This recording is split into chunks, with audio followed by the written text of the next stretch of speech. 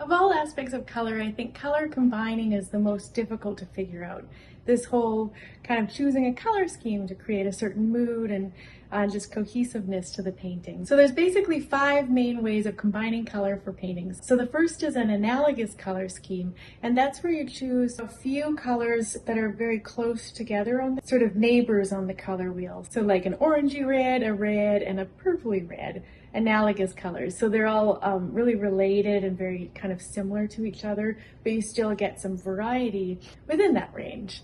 And here's a painting by Caravaggio, The Calling of St. Matthew, that shows an analogous color scheme with the red oranges and yellowy orange notes. And then the second very popular one is a complementary color scheme where you choose 2 colors opposite each other on the color wheel. So they're the 2 colors that are like most different from each other. So things like red and green, or purple and yellow, or blue and orange.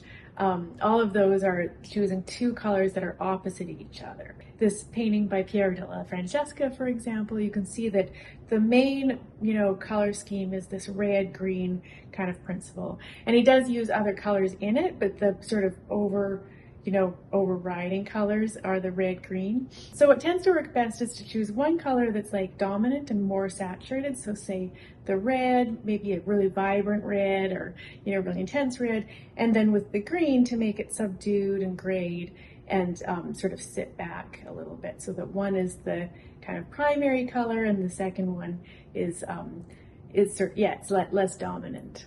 And then the next way is triadic color combining, where you choose 3 colors that kind of form a triangle on the color wheel. So yellow, red, and blue are, a triadic color combination that this painting that I'm working on, for example, Map of the Universe is, an example of. And again, you can see I have other colors in it, but the main impression of the painting is this red, yellow, blue kind of combination. And of course, you could do like orange, green, purple. You can just rotate that triangle, that equilateral triangle around to choose 3 colors that are equally distanced between each other on the color wheel. And then the next combination is my personal favorite actually, which is the split complementary color combination. So here it's almost as if you take the complementary colors, like for example yellow and purple, but on one of them you choose the colors on either side of it. So you get a little bit more color range, but it's still pretty similar to the kind of complementary color combining. And then the final combination, which is a little bit more complex,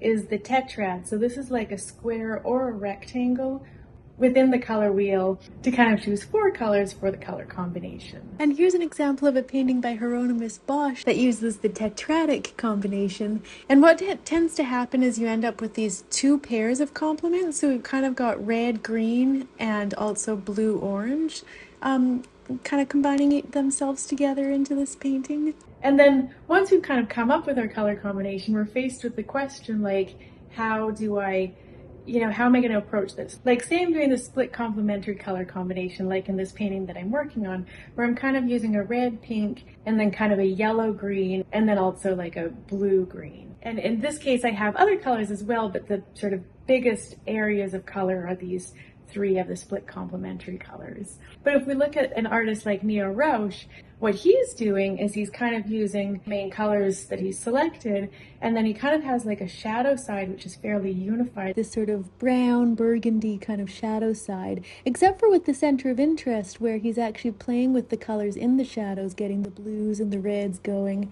And then for the body of the lights, he kind of just uses his main color and like maybe some white and maybe a little bit of analogous colors as well, just to give it some slight variety. But for the most part, the main body of the lights is sort of one of his 3 main base colors that he's selected as part of his color scheme. It is quite limited, like he's not adding extra colors in. And this can look really good, like just really cohesive, really well thought out, really well planned, And sometimes people also wonder if they should just choose these 3 main colors and then just use like black and white for the shadows. And that could totally work. I think you see like in a lot of illustration, like that technique, and it can create like a really, bold, strong graphic kind of impression, like a real clarity to the color scheme. So it's really like up to you what you want to achieve, and that is a good way to go. For me personally, I like to just add a little bit more complexity into it, so that within the few colors that I've selected, I'll maybe use a couple colors on either side of them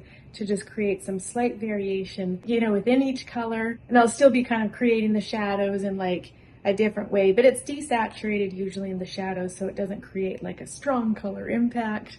And so that way I'm mixing the colors like slightly more complicated than just adding black and white. But the overall impression of the split complementary color combination that I've selected stays as the dominant light color scheme.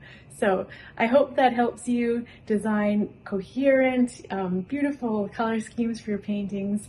And definitely leave a comment below and let me know what you figured out about color combining.